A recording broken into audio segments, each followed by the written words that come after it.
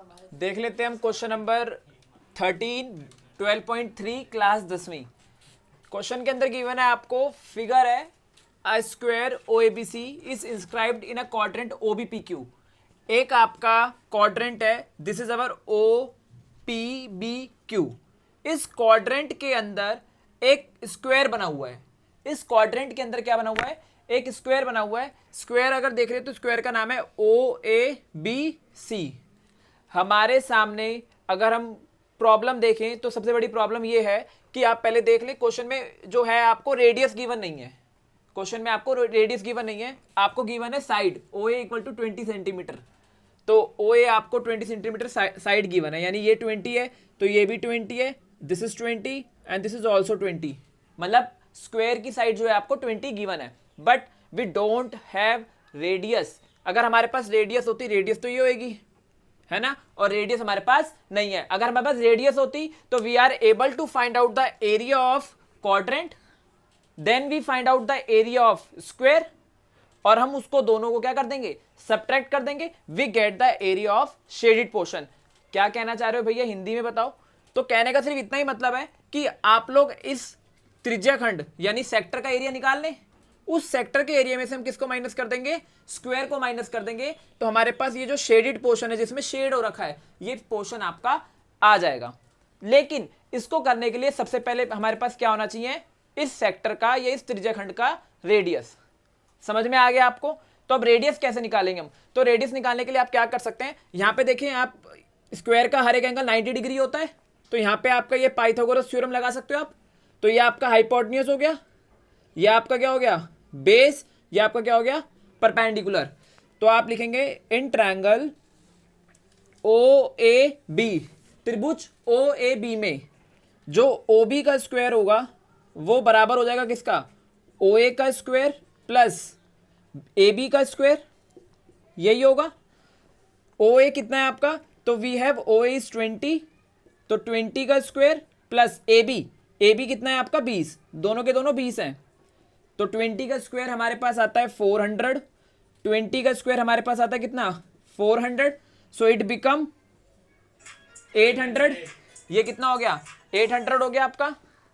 तो OB का square, तो OB आपका आ जाएगा 800 रूट 800।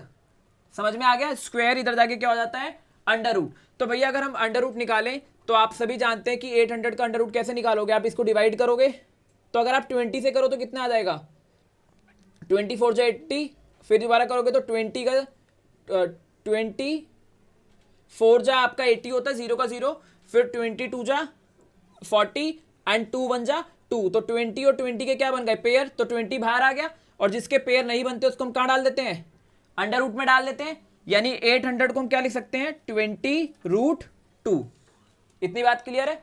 तो यानी हमारे को पता चल गया कि ये जो रेडियस आएगा पूरे क्वाड्रेंट का वो आपका क्या निकल कर आएगा 20 रूट 2। पूरे ही क्वाड्रेंट का जो हमारा रेडियस निकल कर आएगा 20 रूट 2 निकल कर आएगा। क्लियर है ये बात? बिल्कुल क्लियर है ये बात। तो हम निकाल लेंगे अब area of quadrant, area of quadrant. और क्वाड्रेंट का एरिया जो होता है वो आपको पता है, क्वाड्रेंट का एरिया क्या होता है, क्वाड्रेंट का एरिया भैया होता है, जल्दी बताएं क्वाड्रेंट का एरिया क्या होता है, बोले। क्वाड्रेंट का एरिया होता है थीटा अपॉन में 360 इंटू में पाई आर स्क्वायर। तो हम यहाँ पे अब सॉल्व कर लेंगे।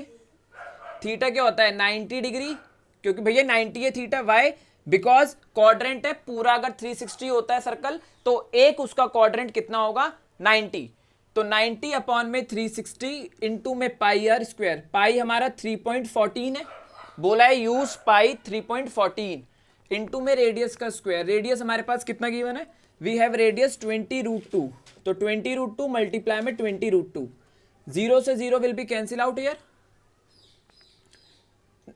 9 10 जा 90, 9 4 जा 36, तो 10 मल्टीप्लाई में 3.14 अपॉन में ये 4 1 जा 4, 4 5 जा 20, तो 2 5 जा 10 मल्टीप्लाई में रूट 2 मल्टीप्लाई में root 2, it become root 4। Clear है ये बात? अब अगर हम आगे सॉल्व करेंगे तो 3.14 मल्टीप्लाई में 100 इंटू में रूट 4 का आंसर होता है 2, पॉइंट हटाएंगे तो 2 नंबर के पॉइंट लगाते हैं तो नीचे 0 लगा सकते हैं, 2 जीरो से 2 zero will be cancel out, तो ये आ जाएगा आपका आंसर 2 4 जा 8, 2 1 जा 2, 2 3 जा 6, यानी 628 सेंटीमीटर स्क्वायर। ये किसका एरिया आ गया? क्वाड्रेंट का। सुन ले इधर, अब हम किसका एरिया निकालेंगे? अब हम इसे स्क्वायर का एरिया निकालेंगे, फिर पूरे क्वाड्रेंट में से स्क्वायर को माइनस कर देंगे, then we will get the area of shaded portion. तो अब हम एरिया निकालेंगे किसका? स्क्वायर का। तो हम लिखेंगे एरिया ऑफ स्क्वायर, जो बीच में आपका स्क्वायर बन रहा है, क्या स्क्वायर का नाम है? O A B C. तो आप लिखेंगे area of square O A B C. तो एरिया क्या होता है स्क्वायर का? साइड मल्टीप्लाई में साइड, एंड साइड हमारे को गिवन है इसकी, यस हमारे को साइड गिवन है, इट इज अबाउट 20 सेंटीमीटर। तो 20 मल्टीप्लाई में 20, इट बिकम 400 सेंटीमीटर स्क्वायर। तो हम क्या निकालेंगे फिर?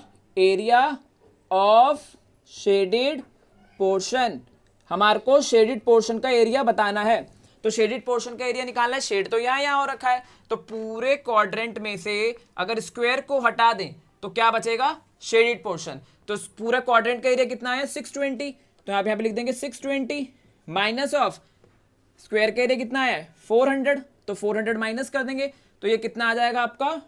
228 centimetre square. This is your answer. Okay.